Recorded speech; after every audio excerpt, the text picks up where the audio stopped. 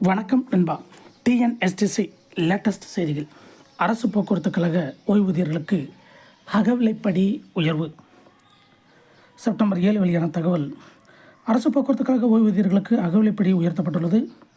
தமிழகத்தில் அரசு துறை ஓய்வூதியர்களுக்கு தொடர்ச்சியாக அகவிலைப்படி உயர்வு கிடைக்கும் நிலையில் அரசு போக்குவரத்து கழக ஓய்வூதியர்களுக்கு 2015ஆம் ஆண்டு இறுதி முதல் அக்டோபர் மாதத்துக்கு பிறகு அகவிலைப்படி உயர்வு மறுக்கப்பட்டது.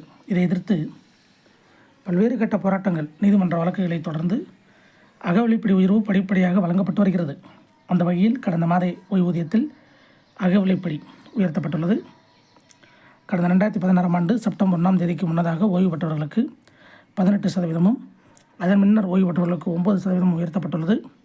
அதன்படி ரூபாய் 2000 முதல் 4000 வரை ஓய்வூதியம் உயரும். இது குறித்து அரசு போக்குவரத்து ஓய்வூதியர் நல மீட்பு சங்க தலைவர் டி. கதிரேசன் கூறியதாவது: கடந்த 2016ஆம் ஆண்டு செப்டம்பர் 1ஆம் தேதிக்கு முன்னதாக ஓய்வு பெற்றவர்களுக்கு 36%, அதன் பின்னர் ஓய்வு பெற்றவர்களுக்கு 16% உயர்த்தப்பட வேண்டியிருக்கிறது. அதே நேரம் அகவிலைப்படி உயர்வுக்கான நிலுவைத் தொகை இதுவரை வழங்கப்படவில்லை. மேலும் 2010ஆம் ஆண்டுக்கு பிறகு 4 ஊதிய ஒப்பந்தங்கள் இறுதி செய்யப்பட்டுள்ளன. அதற்கான தொகையும் வழங்கப்படவில்லை. அந்த வகையில் ஓய்வூதியர்களுக்கு தலா ரூபாய் 10,000 அடிப்படை ஓய்வூதிய தொகையில் உயரும். இதன் மூலம் அகவிலைப்படியும் உயரும். இவ்வாறு போக்குவரத்து ஓய்வூதியர்களுக்கான ஏராளமான தொகையை வழங்காமல் அரசு மறுப்பது ஏற்புடையதல்ல. இவற்றின் மீது